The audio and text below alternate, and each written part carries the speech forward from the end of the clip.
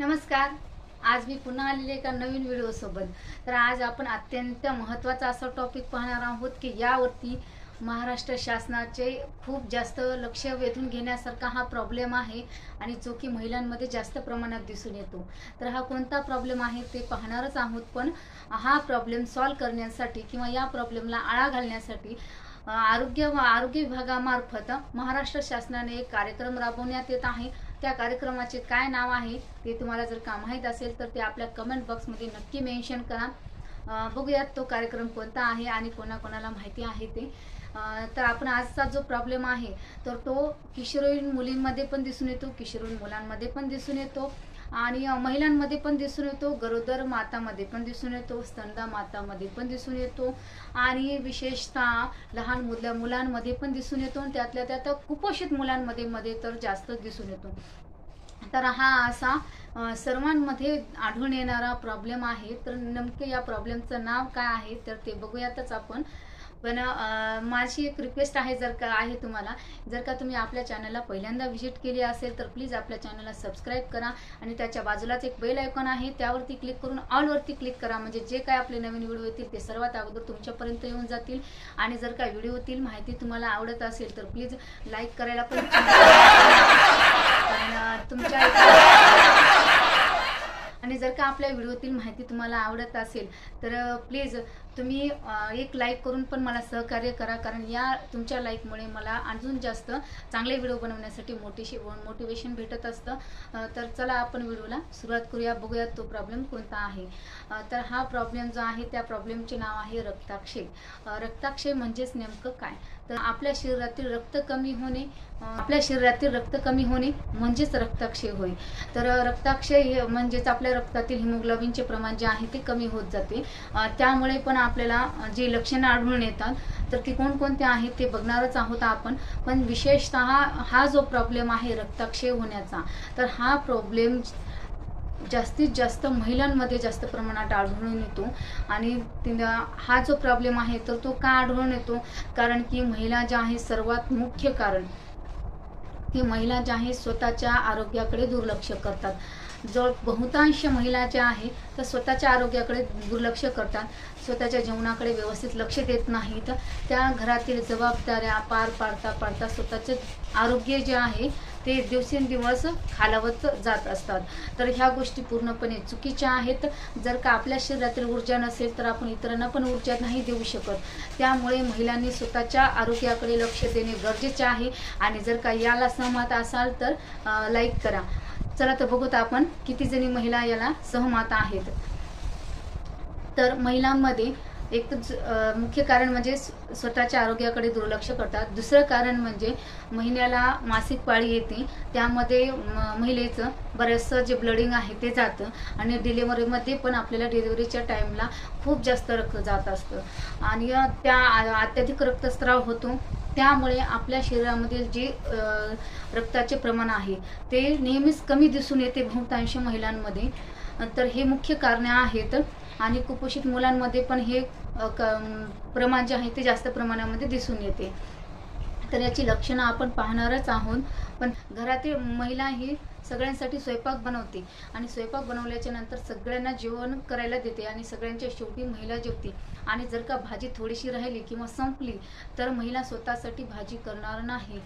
तिला कारण अगोदरच काम करून स्वयंपाक करून कंटाळा आलेला असतो आणि त्यातल्या महिला काय विचार करते की ठीक आहे चला आता थोडीशी भाजी आहे, आता दुसरी भाजी नाही करत मी, आपण लोणचं किंवा चटणी यासोबतच ती जेवण करते आणि वेळ भागवून नेते. आणि हे एकदा नाही अनेकदा असंच होतं. आणि शरीराचे प्रमाण जे आहे तो व्यवस्थित पोषक तत्व जीवनसत्व न मिळाल्यामुळे शरीरातील प्रमाण हे हळूहळू कमी व्हायला लागते आणि त्यामुळेच महिलांमध्ये हे प्रमाण जास्त दिसून येतं. पण जर का घरातील एखादी दुसरी व्यक्ती किंवा म्हणजे तो आपला मुलगा असो, मिस्टर असतील किंवा भाऊ असेल, वडील असेल किंवा दुसरी एखादी आपली घरातील व्यक्ती असेल तर त्या व्यक्तीचे जर का जेवण राहिली आणि घरातली भाजी संपली तर ती महिला जी आहे तिला जरी कंटाळा आलेला असेल, जरी अशक्तपणा आलेला असेल तरीही ती कंटाळा करणार नाही. ती त्यांच्यासाठी एक नवीन भाजी बनवेल, पण स्वतःसाठी कधीही बनवणार नाही. हे पूर्णपणे चुकीचे आहे. आपण आपल्याला जर का दुसऱ्याची काळजी घ्यायची असेल तर आपली स्वतःची पण काळजी घेणे आवश्यक आहे.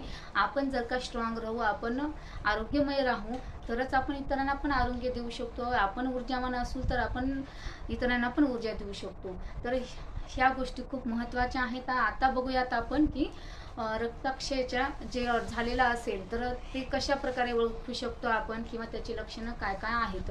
तर रक्ताक्षय ज्यांना झालेला असतो त्यांना अशक्तपणा हा फार दिसून येतो. अशक्तपणा आल्यामुळे काम करताना पण त्यांना थकवा येतो, दम लागतो, ह्या गोष्टी होतातच. पण त्याच्यासोबत चिडचिडेपणा वाढतो आणि चिडचिडेपणासोबतच शरीरावरती आणि चेहऱ्यावरती सूज दिसून येते. आणि नखाचा जो कलर आहे, नखाचा कलर जो आहे तो फारच फिकट दिसतो आणि तळवे हात पण फिकट दिसतात थोडे.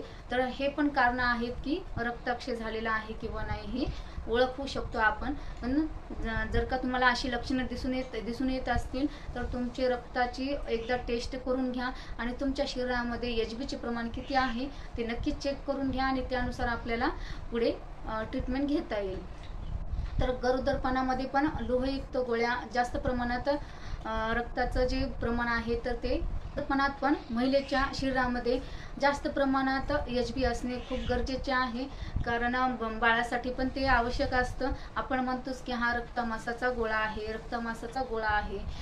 तर ठीक आहे, रक्तमासाचा गोळा आहे, पण त्याच्यासाठी आईच्या पण शरीरामध्ये रक्त जास्त प्रमाणात असणे गरजेचं आहे. आणि त्याच्यासाठीच गरोदरपणामध्ये पण प्रत्येक प्रेग्नंट वुमनला लोहयुक्त गोळ्या दिल्या जातात, IF हे. आणि ती रोजची एक गोळी घेणं अपेक्षितच असतं. पण जर का फारच रक्ताक्षय असेल तर आपल्याला ती दिवसातून 2 वेळा पण गोळी घ्यावं लागते. तर आणि याच्यासोबतच आपल्याला घरातील आहार पण घ्यावा लागतो.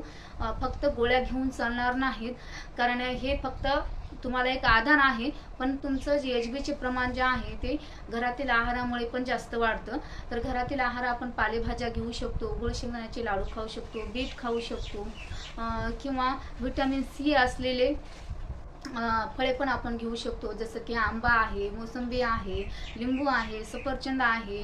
ह्या गोष्टीमध्ये व्हिटॅमिन Cचं प्रमाण जे आहे ते जास्त प्रमाणात असतं. त्यामुळेच आपल्याला सर्व पालेभाज्या घ्यायच्या आहेत. पालेभाज्यामध्ये मेथी येईल व पालक येईल, त्याच्यानंतर शेपू पण येईल आणि हरभऱ्याची पण भाजी येईल. ह्या सगळ्या हिरव्या पालेभाज्या खायच्या, जेणेकरून आपल्याला यामधून लोह जास्त मिळतं आणि आपल्या शरीरातील लोहाची कमतरता ही भरून निघते. आणि लोहयुक्त गोळ्या घेतल्याच्या नंतर पण बऱ्याचशा जणांना काही त्याचे विपरीत परिणाम दिसून येतात. जसं की मळमळ होणे, कधी कधी उलटी होणे, ह्या गोष्टी दिसून येतात. असं काही विपरीत परिणाम म्हणजे मलबद्धता दिसून येते, पोट साफ होत नाही. तर याच्यासाठी तुम्ही जास्त प्रमाणात पाणी घ्या, फळांचा ज्यूस घ्या, यामुळे तुम्हाला जास्त फारसा हा परिणाम दिसून येणार नाही. आणि लोहयुक्त गोळ्या घेतल्याच्या नंतर काळ्या रंगाची शौच येऊ शकते किंवा थोड्या प्रमाणामध्ये अतिसार पण होऊ शकतो. तर ह्या गोष्टी तुम्हाला जाणून घेणं आवश्यक आहे. आणि तुम्ही चहा, दूध, कॉफी आणि कॅल्शियमच्या गोळ्या ह्या घेतल्याच्या नंतर कमीत कमी अर्धा तास किंवा 1 तासाचा गॅप टाकूनच नंतर तुम्हाला लोहयुक्त गोळ्या घ्यायच्या आहेत. तुम्हाला हे चहा, कॉफी, दूध आणि कॅल्शियमच्या गोळ्या यासोबतच तुम्हाला लगेचच तुम्हाला लोहयुक्त गोळ्या घ्यायला जमणार नाही. तर ही माहिती आपल्याला रक्ताक्षयाविषयी आज ही द्यायची होती. आणि विसरू नका की महाराष्ट्र शासनाने आरोग्य विभागामार्फत रक्ताक्षय या आजाराला आळा घालण्यासाठी कोणता कार्यक्रम चालू केलेला आहे तर तो नक्कीच आपल्या कमेंट बॉक्समध्ये मेन्शन करा. आणि व्हिडिओ कसा वाटला ते पण कळवा. आणि जर का आवडला असेल तर प्लीज आपल्या चॅनलला लाईक करा, सबस्क्राईब करा. आणि रक्ताक्षयाचे पण 3 प्रकार आहेत, ते कोणकोणते आहेत आणि त्यामध्ये आपण काय काय उपाययोजना करू शकतो तर हे पण आज आपण नेक्स्ट व्हिडिओमध्ये जाणून घेणार आहोत. पण त्याच्यासाठी आपल्या चॅनलला सबस्क्राईब करा. तर माहिती कशी वाटली ते पण सांगायला विसरू नका. आणि जाता जाता एक लाईक नक्की करा. चला तर भेटूया पुढच्या व्हिडिओमध्ये. तोपर्यंत नमस्कार.